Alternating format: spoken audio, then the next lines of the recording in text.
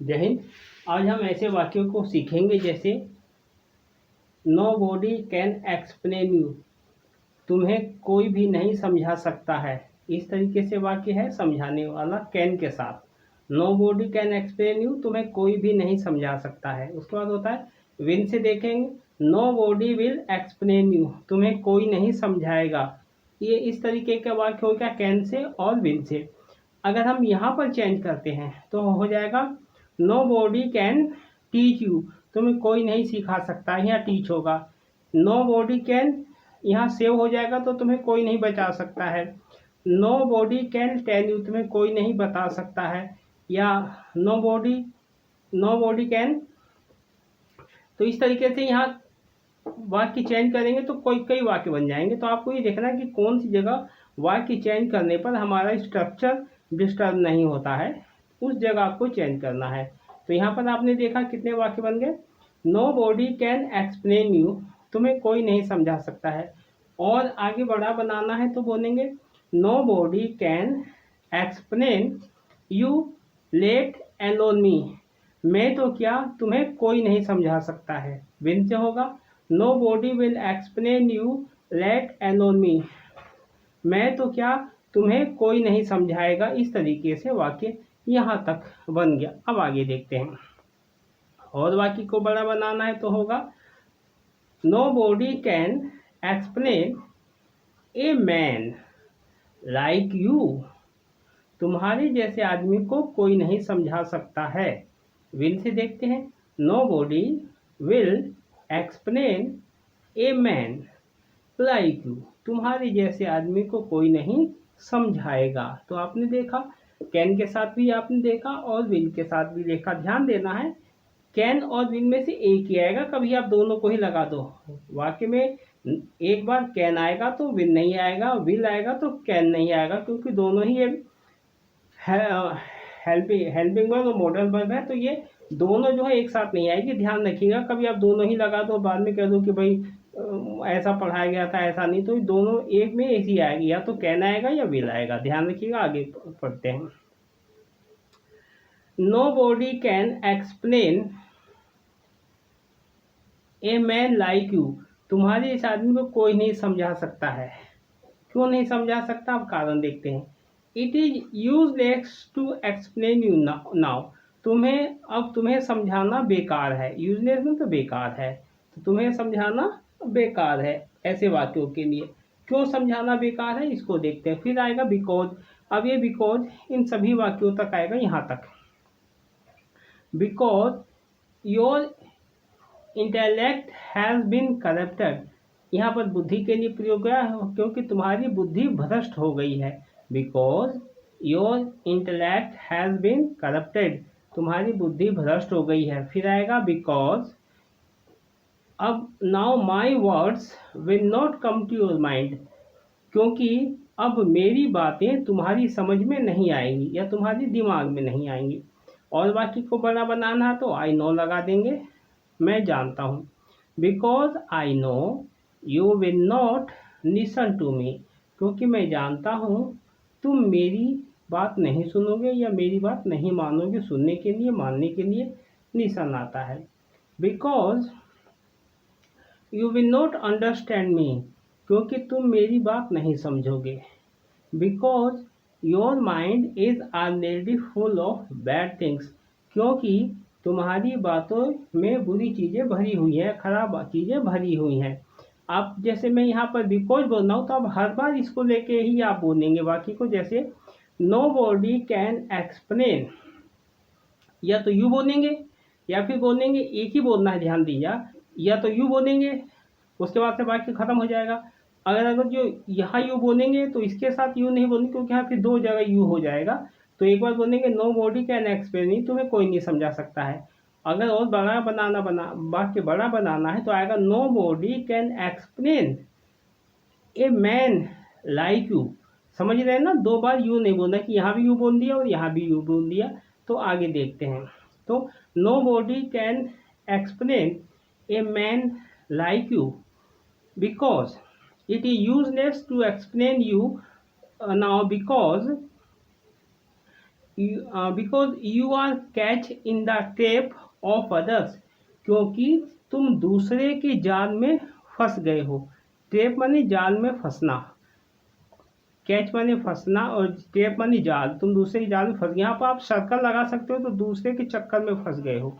You are catch in the circle of others, तुम दूसरों के चक्कर में फंस गए हो। उसके बाद होगा यहाँ एक अलग वाक्य, I don't have enough brain to explain to man like you, मेरे पास इतनी बुद्धि नहीं है कि मैं तुम्हारी जैसे आदमी को समझाऊं। जब हम थक जाते हैं तो हम ऐसे ही वाक्यों को बोलते हैं। अब आगे देखते हैं। नाउ यू विल नॉट, यहाँ भी दो वाक्य है, विल नॉट और कैन नॉट। पहले विल नॉट से देखते हैं। Now you will not understand anyone is point, अब, नाउ माने अब तुम्हें मेरी बात समझ में नहीं आएगी। You will not understand my point, यहाँ पर माई हो जाएगा और एनीवन से होगा now you will not understand anyone is point, अब तुम्हें किसी की भी बात समझ में नहीं आएगी। कैन से देख लेते हैं। Now you can not understand anyone is point, अब तुम्हें किसी की भी बात समझ में नहीं आ सकती है कैन के साथ। Now you can not understand my point, अब तुम्हें मेरी बात समझ में नहीं आ सकती है, ऐसा वाक्य हो जाएगा। अब इसी वाक्य को और बड़ा बनाते हैं, विन से देख लेते हैं। Now you will not understand what I से, मैं क्या कहता हूँ तुम्हें समझ में नहीं आएगा। Now you can not understand what he से, अब वह क्या कहता है तुम्हारी समझ में नहीं आएगा। कैन से देख लेते हैं। Now you can not understand what I से, वह मैं क्या कहता हूँ अब तुम्हारी समझ में नहीं आएगा। Now you will not understand what he says, वह क्या कहता है तुम्हारी समझ में नहीं आएगा। विल से और कैन से आपने देखा। और आगे देखते हैं। आई नो, मैं जानता हूँ, you will not listen to me, मैं जानता हूँ तुम मेरी बात नहीं सुनोगे। यहाँ पर दो वाक्य बन जाएंगे, सुनने के लिए भी और मानने के लिए। I know you will not listen to me, मैं जानता हूँ तुम मेरी बात नहीं मानोगे। I know you will not listen to him, एक बार मी से, एक बार हिम से, एक बार एनीवन से, तीन वाक्य बनेंगे। एक के साथ तीनों नहीं आएगा, ध्यान दीजिए। एक बार मी आएगा, फिर एक बार हिम आएगा, फिर एक बार एनीवन आ जाएगा। I know you will not listen to me, मैं जानता हूँ तुम मेरी बात नहीं सुनोगे। I know you will not listen to him, मैं जानता हूँ तुम उसकी बात नहीं सुनोगे। I know you will not listen to anyone, तुम किसी की बात नहीं सुनोगे। आगे देखते हैं। आई थिंक, मुझे लगता है। आई थिंक, मुझे लगता है। It is not your fault, मुझे लगता है ये तुम्हारी गलती नहीं। जब हम थक जाते हैं तो क्या कहेंगे। I think it is not, your की जगह माई हो सकता है। It is not my fault, it is not his fault. You are force by your habit, force माने मजबूर, विवश, तुम अपनी आदत से मजबूर हो। अब यहाँ पर दो वाक्य बनेंगे। You are force by your habit, यहाँ तक एक वाक्य होगा, तुम अपनी आदत से मजबूर हो। अब यू आर फोर्स के साथ ये भी लगेगा तो दूसरा वाक्य बन जाएगा। You are forced to do this work, तुम यह काम करने के लिए मजबूर हो। आगे देखते हैं। You have been made for this work only, तुम्हें सिर्फ इसी काम के लिए बनाया गया है। जो भी आप काम करते हैं, बुराई करना, अच्छा बुरा जो भी, इसी काम के लिए आपको बनाया गया है। और आपको इस तरीके से और बाकी को बड़ा बना सकते हैं। जैसे